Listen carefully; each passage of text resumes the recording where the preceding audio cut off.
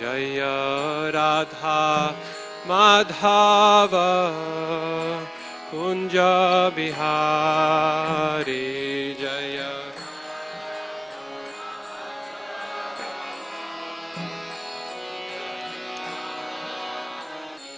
Jaya Radha Madhava Kunja Bihari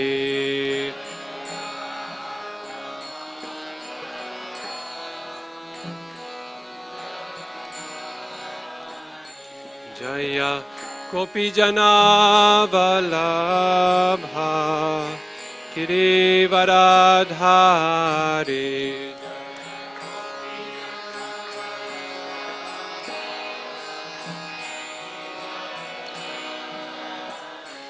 Jaya Gopijana Vallabha Girivaradhari Jaya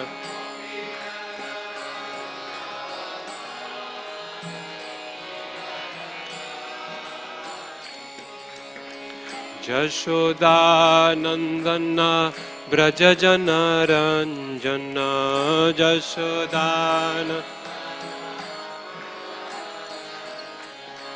Jashodanandana Brajajana Ranjana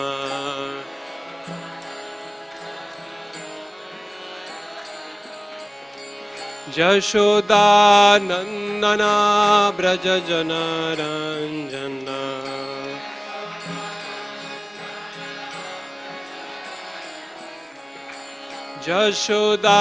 Jashodanandana Brajajana Ranjana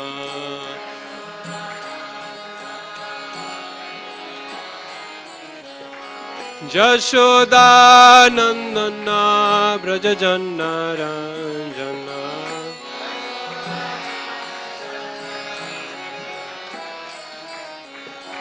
Jashodanandana Brajajana Ranjana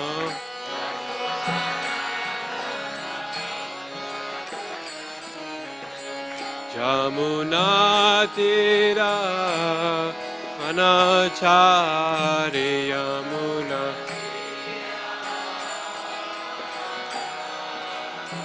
Jamuna Tira Vanachari Yamuna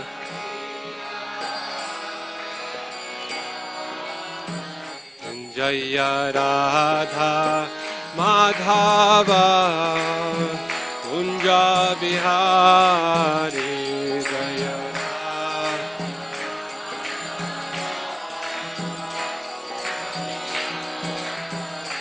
Jaya Radha Madhava Kunja Bihari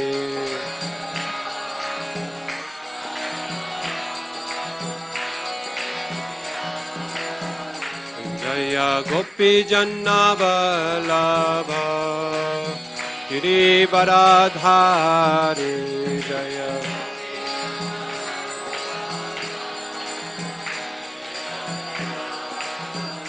Jaya Gopijana Vallabha Girivaradhari Jaya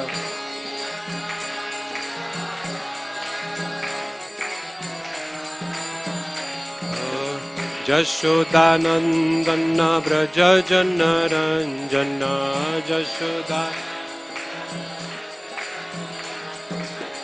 Jashodanandana Brajajana Ranjana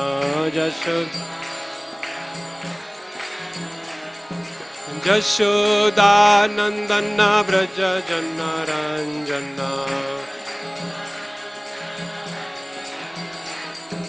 Jashodanandana Brajajana Ranjana Jashodanandana Brajajana Ranjana Jashodanandana Brajajana Ranjana Jamuna Tira Vanachari Yamuna Jamuna Tira Vanachari Yamuna Jai Radha Madhava Kunja Bihari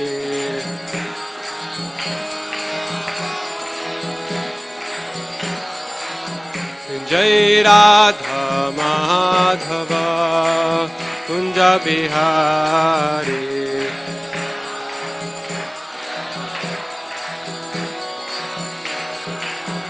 Hare Krishna, Hare Krishna, Krishna Krishna, Hare Hare, Hare Rama, Hare Rama, Rama Rama, Hare Hare, Hare Krishna.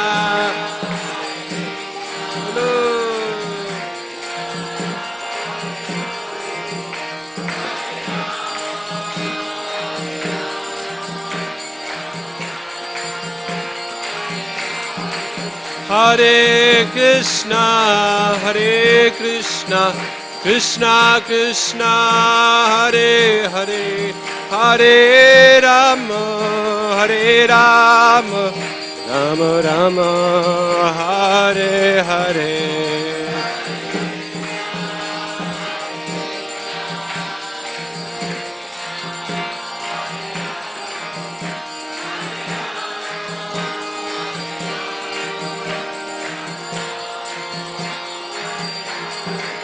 Jaya Jaya Prabhupada, Prabhupada, Prabhupada, Jai Prabhupada, Jai Jai.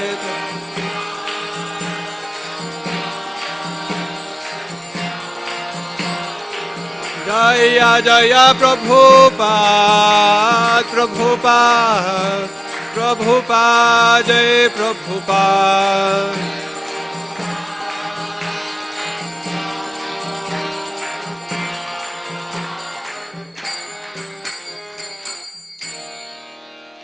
Jayam Vishnupad Paramahamsa Parivrajakacarya Stotra Shri Srimad His Divine Grace Abhay Charanaravind Bhaktivedanta Swami Shri Prabhupada Ki Jai ISKCON BBT Founder Chai His Divine Grace Shri Prabhupada Ki Jai Shri Shri Radha Gopinath Lalita Devi Vishakha Devi Ki Jai Shri Shri Granthraj Srimad-Bhagavatam Ki Jai Nitai Gaur Premanandi Hari Hari Bo.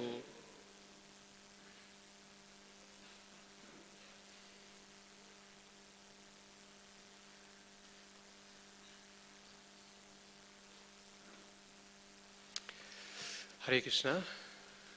So first of all, I want to begin by expressing my appreciation for the devotees here. I've just come from a week at Govardhan Eco Village and now just in transit onward in India. And I'm always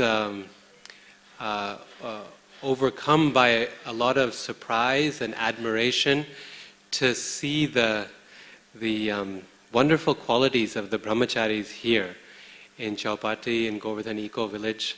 It's really the amount of qualification you have materially combined with the humility that comes from devotional practice and the learning of Shastras is really an amazing, amazing package. If for me, each one of you is very much worshipable as a result of this quality. I mean, I just there at Govardhan Eco Village and here also today, seeing someone who's, I think pretty much all of you are technically qualified in engineering or some other technical subject, and probably B.Tech or M.Tech or even more, and standing there on the altar and adjusting Krishna's cloth just like this, and the garland just... Who would have thought that an engineer is even capable of such artistic, beautiful decoration? But it's amazing how in Srila Prabhupada's movement we all discover skills that we never thought we had.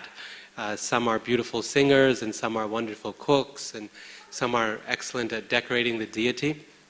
Whereas in the material world everything is so monotone. You know? Everyone has to be in a particular track. Everyone has to be an engineer, everyone has to be a doctor.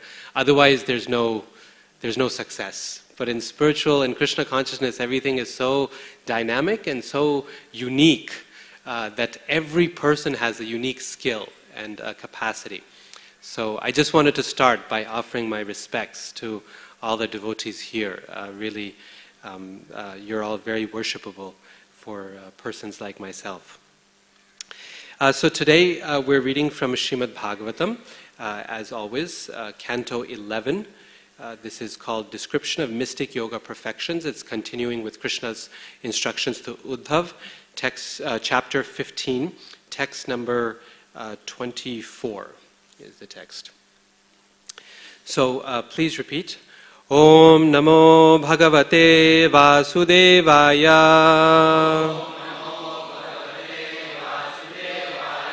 Om Namo Bhagavate Vasudevaya. Om Namo Bhagavate Vasudevaya.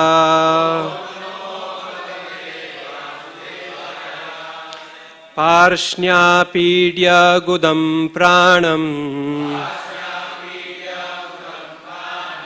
Parshnya Gudam Pranam.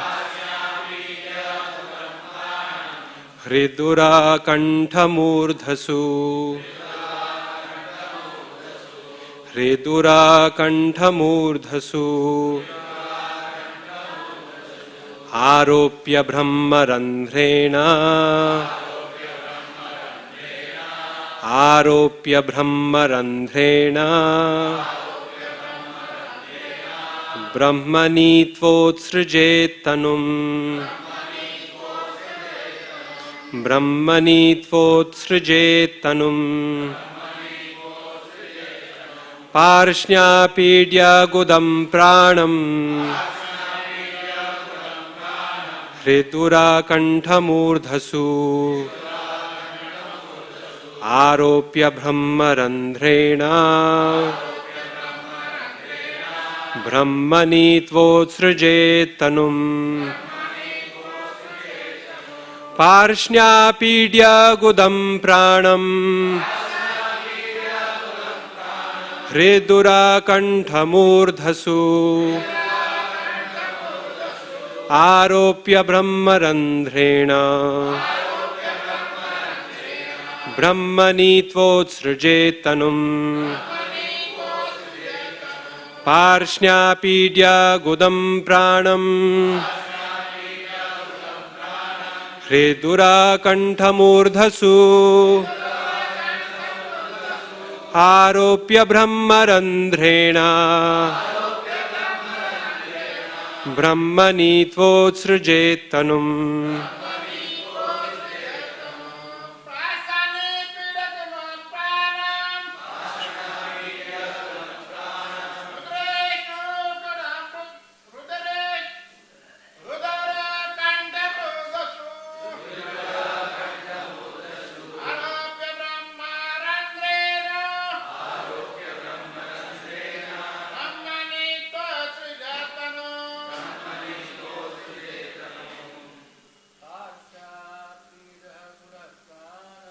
Parshya Gudam Pranam.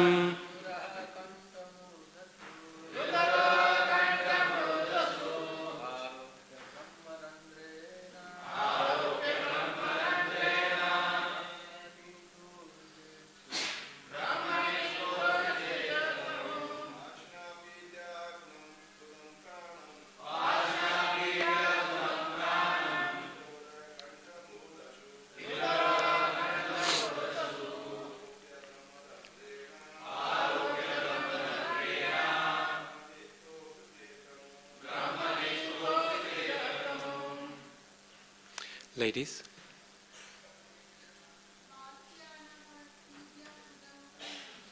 Parshnya Gudam Pranam. Murdhasu. Aropya Brahmarandhrena. Brahmani tvotsrijet tanum. Parshnya, with the heel of the foot. Apidya, blocking. Gudam, the anus. Pranam, the vital air carrying the living entity. Hrit, from the heart. Ura, to the chest. Kantha, to the neck. Murdhasu, and to the head. Aropya, placing. Brahmarandhrena, by the spiritual seat at the top of the head. Brahma, to the spiritual world, or impersonal Brahman, or any other destination one has selected.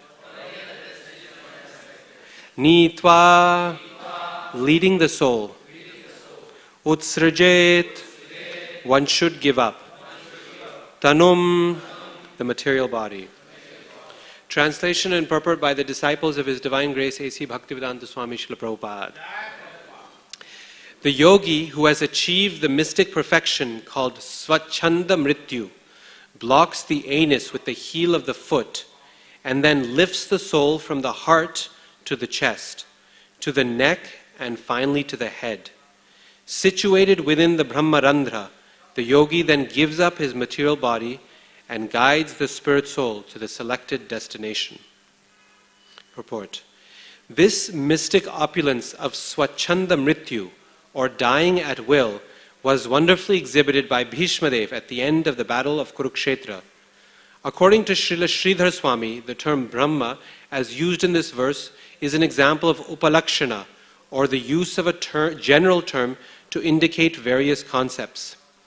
Brahma here indicates the particular destination selected by the yogi, namely the spiritual sky, the impersonal Brahma Jyoti, or any other destination that has attracted the yogi's mind. Om Jnanatimirandhasya Jnananjana Shalakaya Chakshurun Militam Jena Tasmai Shri Gurave Namaha. So, ladies and gentlemen, let's talk here for some time about death. Now, this is a very interesting verse because the ability to die is being called a yogic siddhi. So normally when we think of yogic siddhis, then we think of ways in which to live and ways in which to enjoy life in this world. And most of the siddhis have something to do with that.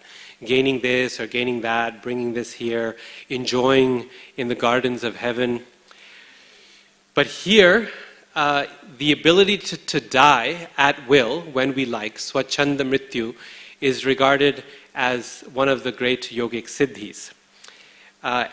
And so, the question that naturally arises is, why would one want to die to begin with? And dying at will, what does that actually mean? Because we live in a world where no one dies at will.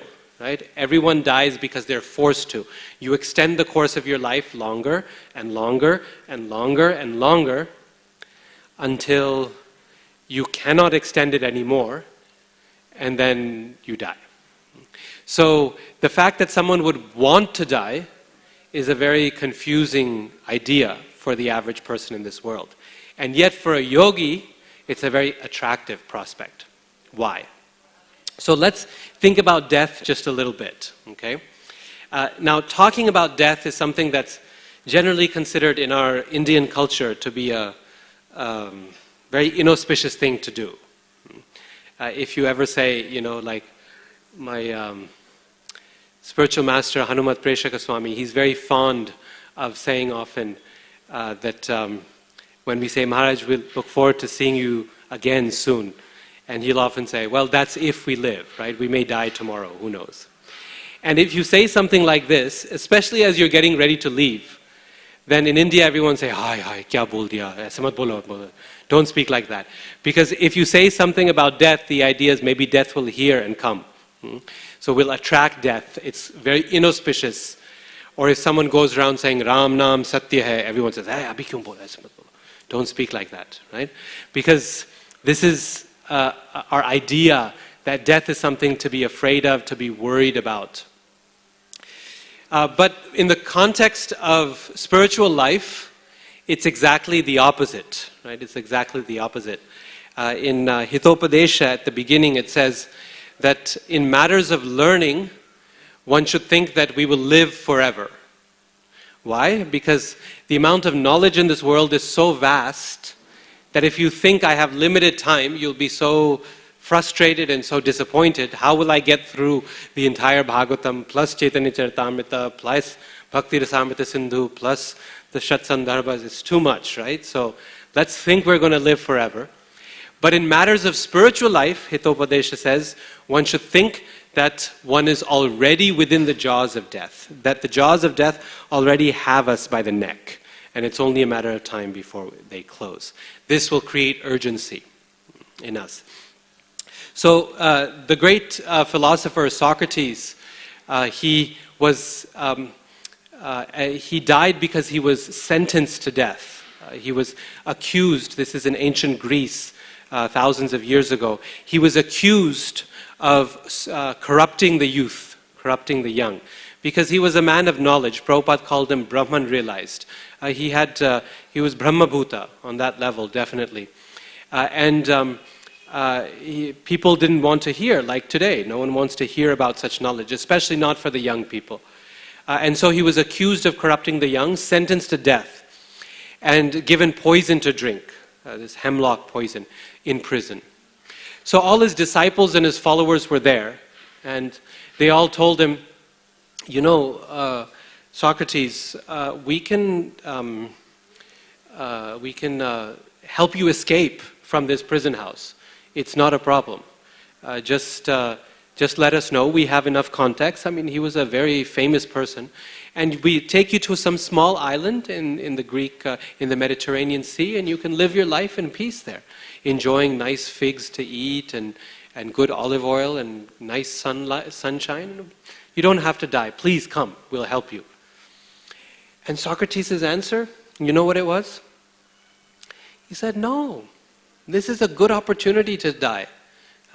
Normally, it's not considered to be a good thing, right? In any religion of the world, to commit suicide. It's considered to be a great sin. So any person will not do that, any person who is reasonable. But here, I've been sentenced to die by my higher authorities. They've told me to do this. So let me follow their instructions and get out of this world. Take the opportunity to exit the train when I can. Because anyway, the material world is a miserable place. So everyone was shocked at his attitude towards death like this. What? Why are you saying this? And he said, look, death is only frightening because we don't know what is on the other side. If you know where you're going, if you know what's happening, then there's nothing to be afraid of. It's just like if you're on a train and then you know the final stop is coming, you have to get off the train. So if you're getting off and you don't know what city I'm in, is this Mumbai, is it Delhi, you don't know, and you don't know anyone in the city who's going to receive me, where do I go, and it's the middle of the night and you can't see anything, of course you're going to be afraid. But if you're getting off the train and you know my family is here to receive me, and they're going to have a vehicle ready, and I'm going to my home, then is there any fear to get off the train? Of course not. You look forward to it. Finally, the long journey is over, we get off. So, Socrates' attitude towards death was like that. He said, I have nothing to be afraid of, because I know what's coming on the other side. So why am I afraid? There's another conversation that Socrates has during his lifetime, where he and his disciples are debating, how do you know that a man is actually happy? How do you know that a person is happy? And someone suggests, if he has great wealth. But of course, that wealth is not a source of happiness, and it could be lost very soon. If he has all of these things or those things, if he has great wisdom or knowledge, and they go through one possibility after another, rejecting each one, until finally the decision is that we cannot know whether a person is happy or not until we have seen how they die. How they die. Because even the so-called happy person, all their life, at the end of their life, they can suffer a horrible, miserable death. We know many such examples, right? I have heard that even people like Saddam Hussein, who was a great dictator and ran lots of so much money and everything, so powerful. When they finally found him, he was in underground little bunker in his house, and he was shivering and begging, please don't shoot me, please don't kill me. Right? Even great people, when it comes to the time of death, they become frightened, trembling, begging, crying, passing stool and urine. What is the use of such a life? How can you know that that person is actually happy? Bhagavatam says exactly the same thing as Socrates.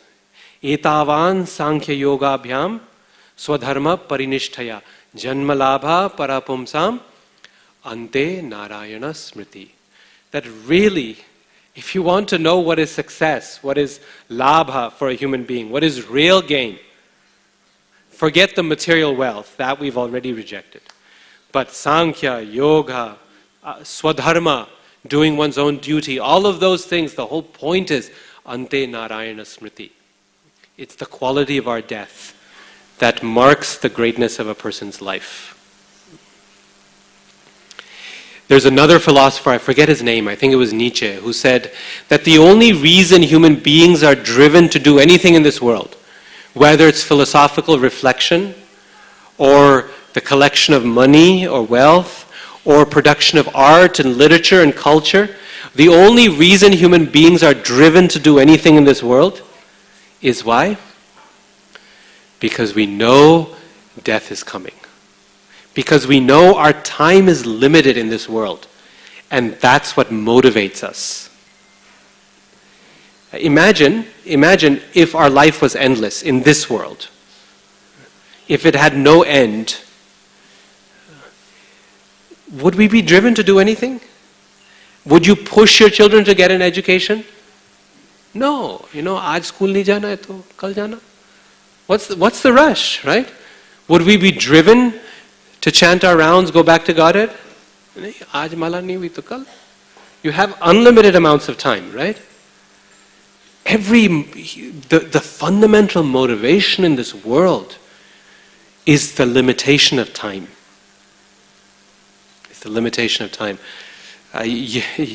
Years ago, I read this article that someone had invented this life clock. The life clock was basically, if you put in your age, your gender, and whether you smoke and you don't smoke, a few major factors, it would give your average remaining lifespan in years, months, days, minutes, and seconds. This is how much time you have. And then it would start a countdown. Can you imagine? Unfortunately, the invention did not sell very well at all. It was mostly a flop. Because who would want to actually live thinking in this world, thinking of the limited time they have until death? So, the measure of a person's life, right? The measure of a person's life is the quality of our death. And the reason we are motivated to do anything in this world is because our time is very limited, right? This is why we do what we do. The spiritual world is a very different place. But here in this world, death is our primary motivating factor for anything. And therefore, the contemplation of death is a great virtue, is a great practice in every religious tradition of the world. A couple years ago, I was in Kiev in Ukraine. And after lectures and stuff like that, the devotees arranged a little tour. And we went to this Christian monastery, where one of the largest Christian monasteries, where the monks, these brahmacharis, sannyasis, they have lived for thousands of years. And one of the largest in Europe. And a big portion of the monastery was underground caves. They had dug out caves. And anytime someone would die, they would bury the person underground, but leave the bones, the skulls, visible, showing. And then every once in a while, these monks, they would go down in the cave and sit and meditate in front of these skulls, facing it. Now the tourists can go in, you see everyone's faces. Just to drive home this point that life is temporary, that death is something that we have to prepare for. So, with that prologue, let's think of death for a minute in several different ways. Okay? First of all, death from the perspective of the person in this world, the materialist. Death is something to be feared, basically. Death is a cause of anxiety and worry. It's the great destroyer of this world, like Krishna says in the Bhagavad Gita, right? Mrityu sarva haraschaham. I take everything away. And so the world spends its time basically trying to avoid death. Right? This is the motivation behind everything we do, from locking our doors at night to getting insurance plans to anything we do. The motivation, the cosmetics we put on our body, everything is to avoid or delay death or the precursors to death, namely old age. In fact, this death is, for the average person, is basically a cause for fear and something to avoid. There was the great scientist Robert Oppenheimer. Maybe you've heard his name. He's the one who invented the atomic bomb. 1945, in New Mexico in the United States, in the Los Alamos laboratories, they did the Trinity test. This was the test of the first explosion of the atomic bomb in the desert. And when the atomic bomb exploded, Mangalarti time, July 16th, 1945, they exploded and they had all kinds of instruments to measure the explosion. And the mushroom cloud, the famous picture we've seen, the mushroom cloud coming up like this and blanketing everyone, and the great ball of fire and lightning. He said for a few moments night became day, right? It was still dark outside. It became completely as bright as daylight. And every instrument that they had used, they had set up to measure the power of the bomb was melted. It was completely destroyed. No one could actually measure. At that moment, Robert Oppenheimer thought of the Bhagavad Gita. And you know which verse he remembered from Gita? Kalosmi sarvakshayakrit praviddho. 2 verses he remembered. That one, Kalosmi, time I am, the great destroyer of these worlds. Or death I am, that's how he translated, because Kal means also death. Death I am, the great destroyer of these worlds. And then the second verse he remembered was also from chapter 11. If 10,000 suns were to rise in the sky at the same time, that would be the brilliance of this universal form. That was Sanjay's statement, trying to explain to Dhritarashtra how brilliant this was. That is the nature of death for the average person. Actually, Robert Oppenheimer was a great lover of Bhagavad Gita. He went to University of California, Berkeley, to study Sanskrit just so he could learn Bhagavad Gita, just so he could read Gita in the original. And on his bookshelf, he used to always keep a little pink bound copy of Bhagavad Gita on his shelf anytime, so he could refer to it as he was doing his research.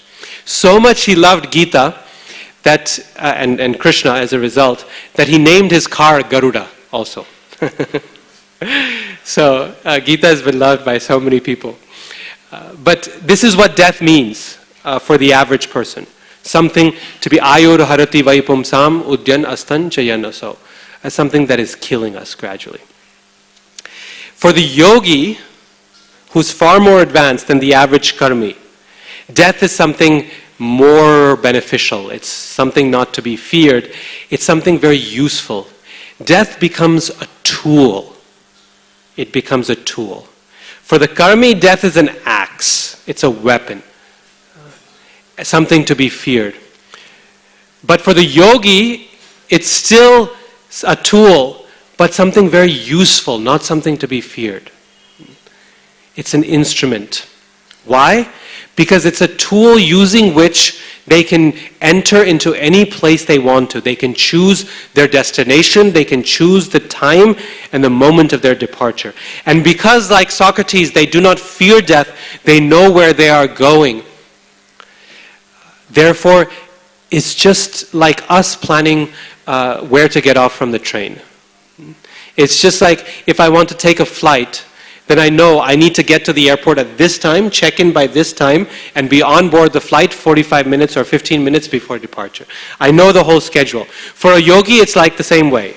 The yogi thinks, if I need to take this flight, I want to drink somaras, and I need to go to the moon planet, I need to be preparing in samadhi by this time, so that I can leave my body by this time, so I can travel on the pathways of the wind, through these pranic pathways to the heavenly planets by this time.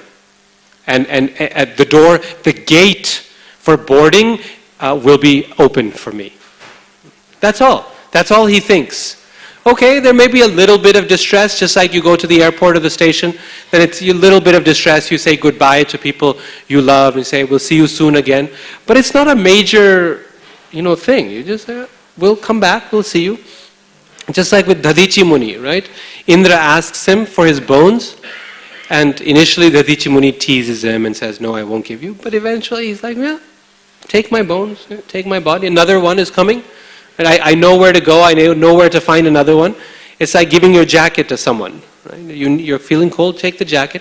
If you don't get it, you think, okay, maybe I'll get it back, some attachment may be there. If you don't get it back, it's okay, there's more jackets available in this world. It's not a big deal for people like that.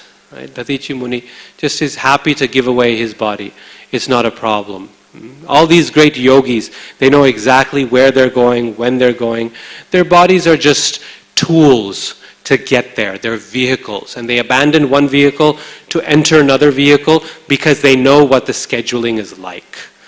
We board a car to get to the airport, we get off the car, we abandon our car, we get on the plane, we abandon the plane, we get in another vehicle.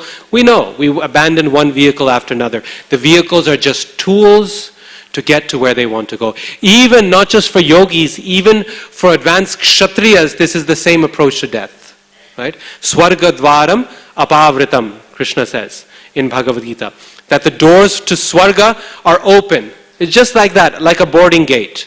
You get out, you know what gate to get into. If I fight in this battle and I die, so it's a little less predictable than the yogis, but you know, more or less, right? Everyone knows. You know, your wife knows, your children know. He's going every month to fight in some battle. One day he will not come back.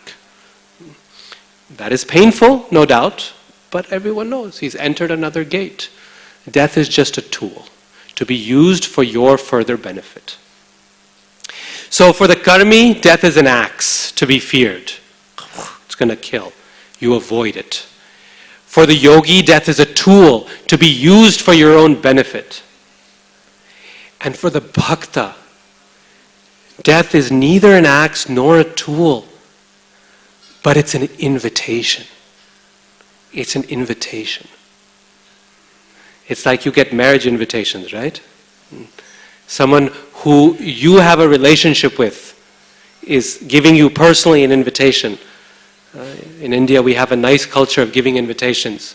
Months before the marriage, you go to people's homes and you say, "Aap aiyega," and it's coming from someone you love. If you're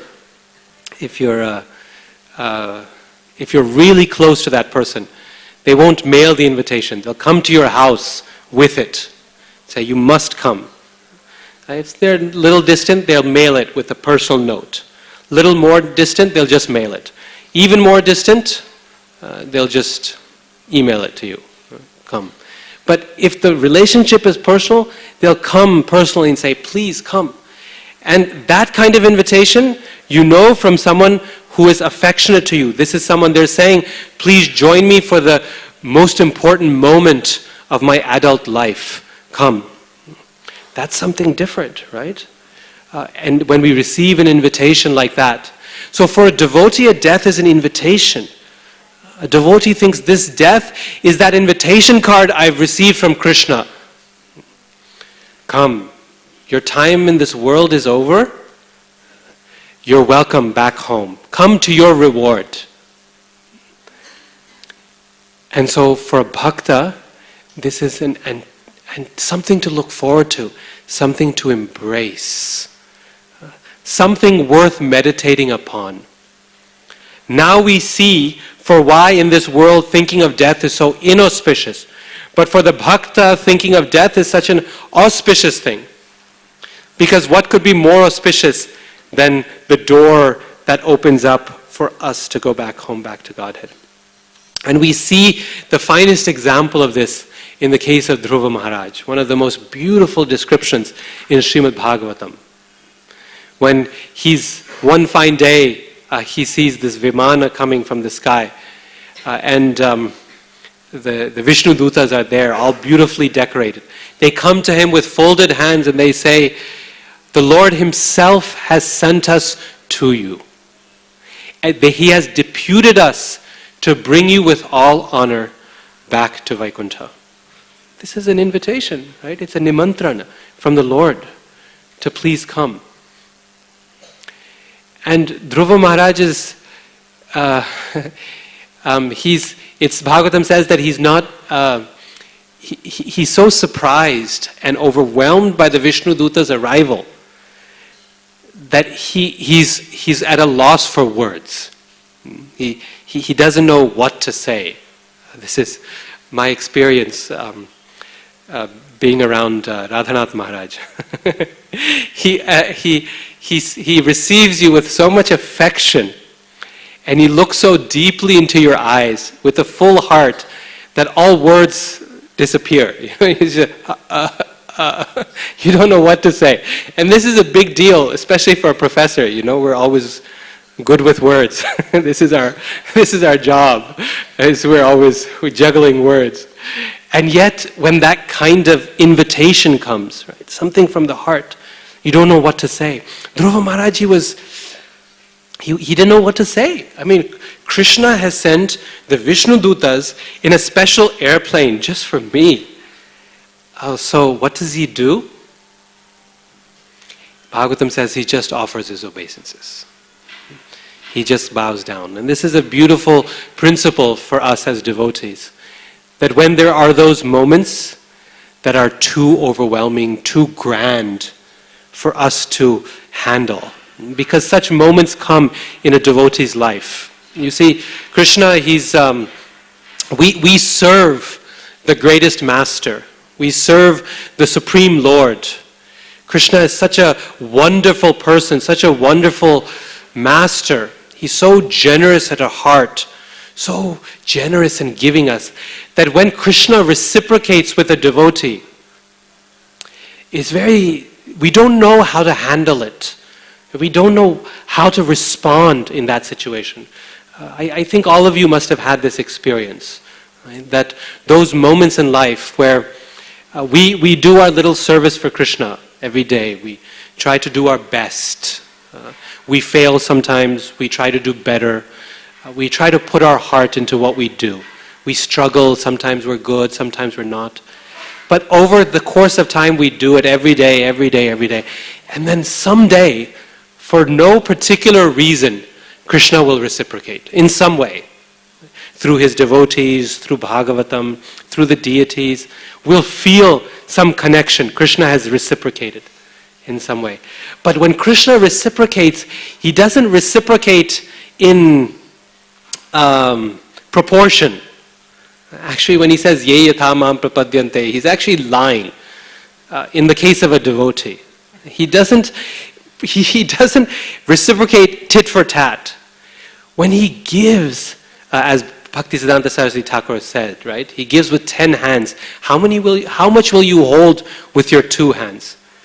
It becomes overwhelming for a devotee. It becomes too much for us to handle. We can't figure out, how do I receive such mercy? And then at that point, the best thing to do is simply pay our obeisances to the Lord, to bow down and say, Krishna, you've defeated me. Right? You've defeated me. I thought I understood you. I thought I knew what I was getting into. Just like when Narada Muni, right, for that one moment he has Krishna's darshan in his heart, in his first life, in his previous life. He sees Krishna for one moment. He doesn't know what to say. He doesn't know what to do. We cannot predict when Krishna's mercy will arrive, right? Dhruva Maharaj was taken aback by the Lord's response. He didn't know when it was going to come. Narada Muni was taken aback. He didn't expect it. We don't know when Krishna will reciprocate. Sometimes we try to grab mercy, right? We try to arrange mercy in our life. If I go to this kirtan, I'll feel some real intense mercy. I have had this experience, going to some big kirtan mela or something, and you're sitting there and like mind is here, and you're like, you could be anywhere, right? And no feeling is there. Nothing is coming. And then one day you'll be in the temple and just two people at noon arti, no one is there. And like all this mercy is flowing. You don't know why. You don't know why. It's no big deal. You didn't arrange anything. When we try to arrange everything for Krishna's mercy to come, put this in place, get this person, I want to try here and like that, use this method. And Krishna tells Narada Muni, no, bhakti is not a mechanical process. I reciprocate when I want to. And when that moment happens, then it's so overwhelming that all a devotee can do is namamyaham, can just offer obeisances. That's it, nothing more. And that's what Dhruva Maharaj did.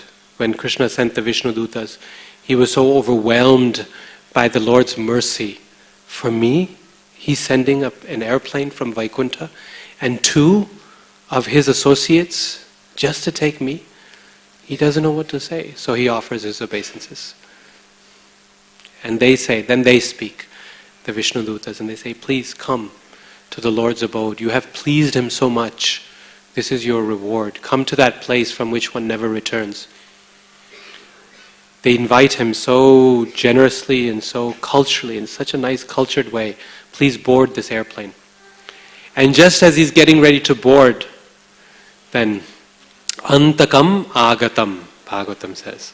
Antaka, that is death personified, Mrityu,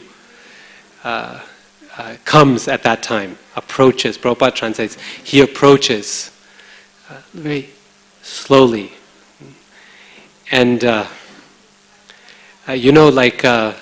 when some great person comes to some place and some formalities need to be filled out, some forms or something like that, then the person, formalities have to be done, right? So they'll say, please, aap yahan ek sign kar dena yahan pe. So death is like that. He's saying, it's a formality in this world. I have to do my seva. I'm death. I have to, I'm part of this moment also. Can you please sign here? And so Prabhupada says he approaches, not he comes with an axe, He approaches, Antakam Agatam. And Dhruva Maharaj, in his humility, he accepts. Mrityor Murdhni. He says, on the head of Mrityu, he steps. He uses him, he accepts him as a stepping stone to climb aboard the airplane. It's a stepping stone to Vaikuntha, death for him. It's just, and that invitation is the more important thing. Death is just the step to receive that invitation. That's all. And this is why when Srila Prabhupada in his final days, he was very sick and weak. The devotees would come see him and Prabhupada would see the pity in their eyes. Oh, Prabhupada is suffering so much. And Prabhupada would say, don't pity me. One day you will be in the same situation. Learn from this moment. Don't feel sorry. Because we do not know what is happening in the life of in the moment of death for a devotee. From our perspective we see and we think, this person must be suffering so much. But what is happening from a devotee's perspective, we don't know. Right? So this is a general point about suffering for a devotee, is that the physical suffering and the physical pain and the moment of death on the surface look very much the same. Devotees die of cancer, they die of heart disease, they die of car accidents, they die of natural old age, they die in Vrindavan, they die in the West, they die all over, everywhere, just like everyone else does. The mechanical process of death looks exactly the same. It's not that it will look any different, but what is happening on the inside, we do not know. How the devotee is receiving that moment. We are seeing the devotee gradually suffering and looking, oh, so painful, every bone in their body must be aching. And the devotee is receiving the Vishnu Dutas. How do we know? In fact, we can see many times. There's one really nice example. This is not exactly about death, but it's similar. It's a case of terminal illness, of suffering. The story is told by Padma Maharaja a few years ago, where there was this one disciple of Srila Prabhupada who the devotees had known. He had joined very early on, and somehow the devotees had lost contact with him. And he had lost contact with the devotees over time. So years had passed, and just recently, this is a few years ago, Padma Maharaj and a few other god brothers decided, we need to go find this god brother of ours and see how he's doing. So they looked and looked and looked, and finally they found him in a old age home, in a nursing home, where he was being taken care of completely because he had a very advanced case of Alzheimer's, a brain degenerative disease. And so advanced was it that he could not remember his relatives and his family. He could not even remember his own name. So on the surface it's a very sorry condition. And one would think, why would Krishna put a devotee through this situation? Because he says, Name bhakta pranashyati. And yet look at how he's suffering. So they went to this nursing home, they came to the front desk, to the reception, and they introduced themselves. And they said, are you family? And they said, no, we're not family. So who are you? Well, we are members of the same, this is in Boston, in the United States. We are members of the same religious institution as he is. We are Hare Krishnas.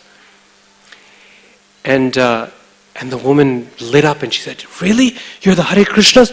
Wow, thank you for coming. And they said, why? He said, well, you know, this person we have, he has this advanced case of Alzheimer's. He doesn't know anyone. He doesn't know his own name. He cannot engage in, at that point you cannot do anything. You cannot even brush your own teeth, practically speaking. He said, but somehow or another, we don't understand, he insists that every evening in our common room, where all these other people are there, just like him, all these elderly people, he comes into the common room and he insists on leading everyone in singing this mantra, Hare Krishna, Krishna Krishna, Hare Hare, Hare Rama, Rama Rama, Hare. And this is the only thing that gives him happiness throughout the whole day. And it makes everyone else so happy as well. Now, can you imagine a person who had lost the capacity to remember his own name, is now remembering the name of Krishna as the only thing that he remembers?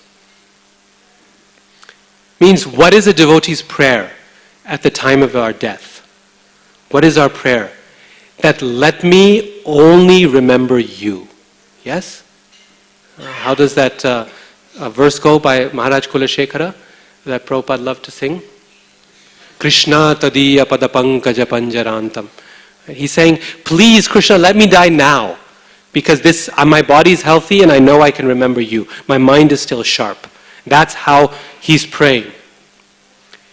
This is the prayer of every devotee. And look at the way Krishna had cared for this devotee. That Krishna from an outside perspective, had destroyed him completely. And someone can look at him and pity him and say, poor thing, look at how Krishna cares. But from a devotee's perspective, Krishna had gradually taken away everything from his mind, everything from his heart, wiped the slate clean. So it was impossible to think of anything. And the one thing he had left in his heart was Harinam. That was it.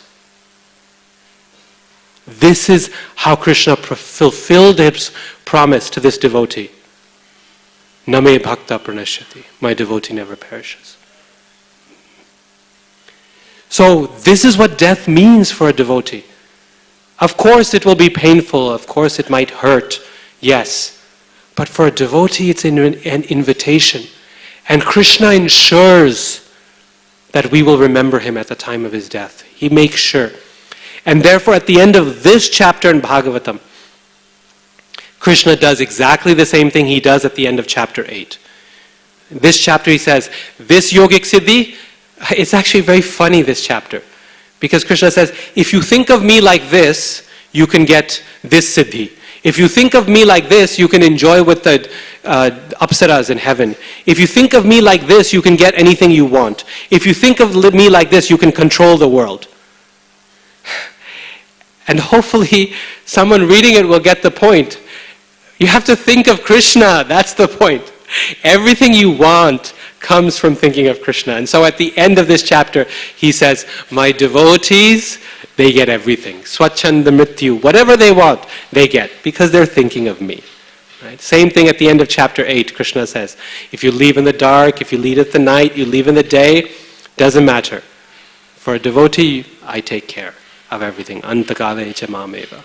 And I take care of everything.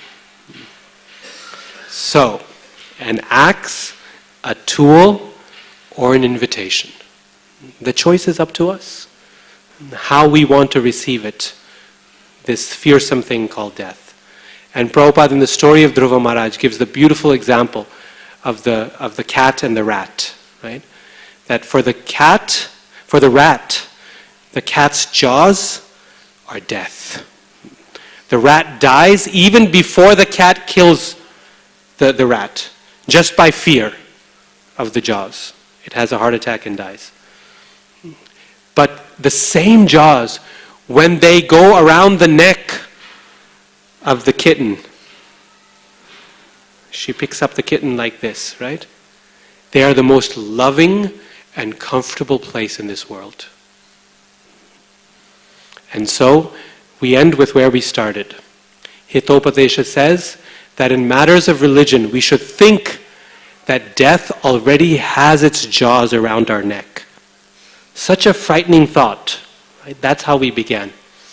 But from the perspective of a devotee, those are the jaws of the mother cat. Those are the jaws, that's Krishna's hands inviting us to come back home. So what is there to fear? Our time is up.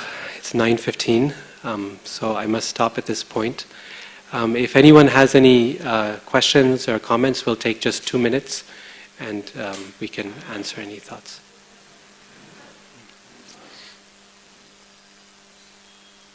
Yes, Prabhu.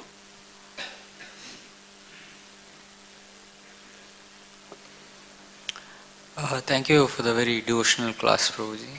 I'm sorry, I'm going to ask a little bit of a technical question. In the story of Dhruva Maharaj, that it is said that death personified comes. So when I was reading it, I was just wondering that who exactly is this death personified? Can you throw some light on that? Yeah, so death personified is talked about many times in Bhagavatam. Sometimes also you find with the prayers of Queen Kunti, she says, Bhi Bhayam, the Lord is feared by fear itself. So fear personified, death personified. Also in, I forget now, in other accounts also, I think in the the story of King the metaphor of Prachina Barishat, also death is there as a person. So in other religions of the world also death is personified in a specific way. So as far as I understand, this is not a particular deva of any kind, right? The basic principle in the Vedic or the Bhagavat culture is that everything in this world is essentially a person. There is a personality behind everything. The trees, the rocks, even a dead entity has a personality behind it, which is controlling that principle of nature, right? At that aspect. And so there's some personality clearly who's simply known by the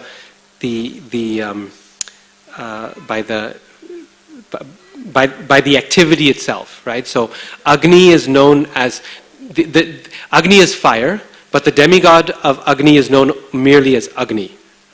Vayu is wind, but the demigod of wind is simply known also as Vayu. So there's nothing more to be said.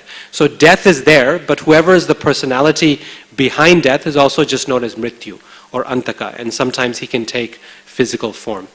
As far as I understand, now this is speculation on my part, but it was not a Yamaduta, because Yamadutas, the Vaishnava never has to see the face of the Yamadutas, right? And it's not Yamaraj, because he's not Mrityu, he's Dharmaraj. He's the one directing the course of Mrityu. So this is a personality who basically is the personality behind the experience of death, right? Just like in everything in this world, there's some personality behind it that's there.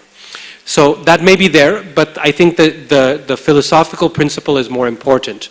That stepping on the head of death means, philosophically speaking, that the devotee is willing to accept death. That we find that a devotee does not actually demand that he be spared the experience of death. This is also something we learn from Dhruva Maharaja's story. That sometimes, like in the case of this Mahabharat, Trishanku was there. So he wanted to be spared the experience of death. In my self-same body, let me go to heaven. Let me go to Swarga. So I want to skip the experience of death. So this is also Hiranyakashipu's mode, or Ravana's mode. Let me build a staircase to heaven. You can go. You die and then you go. But he wanted to be spared the experience of death. So this is the Rakshasi pravitti, that let me not experience death. A devotee is humble enough that he thinks, why should I be spared this experience? A devotee does not actually ask for that. Let it come. Yad bhavyam tad bhavatu bhagavan. Purva karmanurup. Death is the natural order of things. I will accept it. And that's what we learn from Dhruva Maharaja's story, is that he's willing to take it. He doesn't deny it. We see with all the great Vaishnavas, they say, okay, we'll accept what is to come. Okay? Yes. Yes, Prabhu.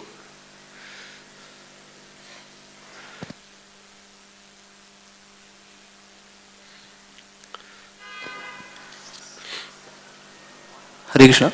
Thank you, Prabhu. Very wonderful class you have given us. You said in Kaya View, the monks, they meditate in front of a skull, that in the monastery in Russia, you went there, you were talking about. So they were doing meditation to remember death. So generally we in material world, we do job, schedules, deadlines, so many things are there. So how we should remember death? Yes, a wonderful question. I think from going into those underground caves, I had a little bit, this is again my personal opinion, but it was a powerful way to meditate, but it frankly seemed a little tamasic to me. Going in a dark place, looking at the skulls, that kind of thing. For Vaishnavas, we don't have to meditate like that. The best meditation on death is study of Srimad-Bhagavatam. You know why? Because the entire Srimad-Bhagavatam is basically written to answer this one question. What is the duty of a person who's about to die? And it's all centered around this point I was making earlier, that all of philosophy and culture in this world is driven by the reality of death. So we see that Srimad-Bhagavatam also is born simply because a devotee is cursed to die in 7 days. And Parikshit Maharaj is the best example of someone who takes it not as an axe and not as a tool, but as an invitation. Yes, he sees, oh, Krishna is calling me. Let me go first. Let me go ahead and prepare. Why should I wait now? Let me go. Why should I wait until I get pushed? Let me go and receive Krishna. He's coming to take me. So the best meditation on death is Srimad-Bhagavatam. If we study Srimad-Bhagavatam on a regular basis, you see Bhagavatam speaks about death again and again and again. Practically every story of Srimad-Bhagavatam is a story of a great devotee preparing for death. Sooner or later. The kings, they give up their kingdom, they go to the forest. The great yogis, they sit in meditation and go back to Godhead. One after another, the story of Sati, the story of, they're all stories of preparation for death. So study of Bhagavatam is sufficient. Yes,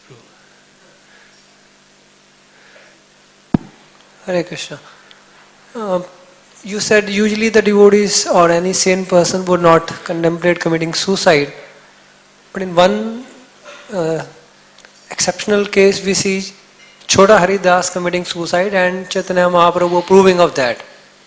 And then he attains perfection also. Would you like to explain that particular case? Yes. So Chota Haridas's case is very unique in so many different ways. It's a very tough case actually because it displays a side of the Lord. Normally Mahaprabhu is very forgiving, very kind, but in this case he's very hard. Normally suicide is considered to be a terrible thing to do, but in this case the Lord approves and he still attains perfection. It's a very normally in Kali Yuga, if we have some random negative thought, it's not held against us, but in this case it is. Chota Haridas is that multifaceted exception which proves all the various rules in our practice of bhakti. Basically we see even in the case of Chota Haridas, even though the Lord in some unusual way, indirect way approves, but he still has to go through the experience of being the ghost, right? Of being the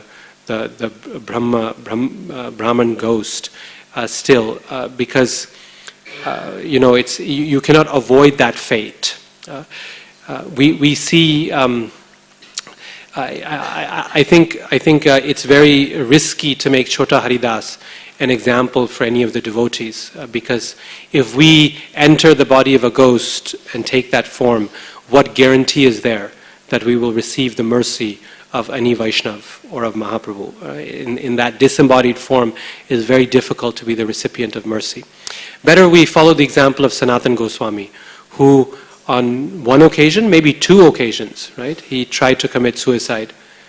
And Mahaprabhu on both occasions chastised him. He said, how dare you decide to do something like this? Your body belongs to me. Your body is my property, and you have no right to give it up without my consent.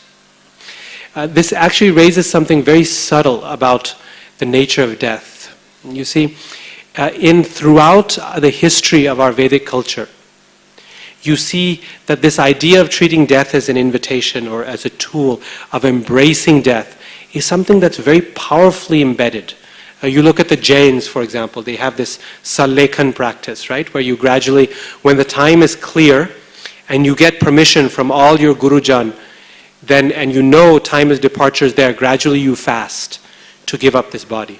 We find many examples of this in our Vedic heritage also, and in the Shastras, of people who, when the time is there, they fast and they gradually give up. If the Lord has given you the privilege of knowing that death is coming. Srila Prabhupada also gradually gave up eating and drinking and so on as a way to prepare for the final moment. There's a very subtle but very important difference between welcoming death when it is inevitable, preparing for it, and committing suicide. These two things sometimes look similar, but they have to be clearly distinguished. In one case, the Lord has made the decision, your time is up. And every person who is about to die, a natural death, is given that sense. Right? You know when that time has come. And okay, now give up everything. Enjoyment of all the senses, eating, drinking, and like a yogi, take this prana within up to the Brahmarandra and out. Right? This is one thing. The Lord has decided the time of departure. And on the other hand, forcing that moment ourselves, that's suicide. Right? So these two things should have to be clearly distinguished. One is welcoming death and the other is forcing it. One is controlling the process, which we have no right to do, and the other is accepting the process when it comes. So I don't want to keep everyone too long from our services and other duties. I know the time of completion is 9:15 and we've passed that already. So once again, I want to thank everyone from the bottom of my heart for your hospitality and for your association. Thank you all so much. Srimad-Bhagavatam ki jai, Srila Prabhupada ki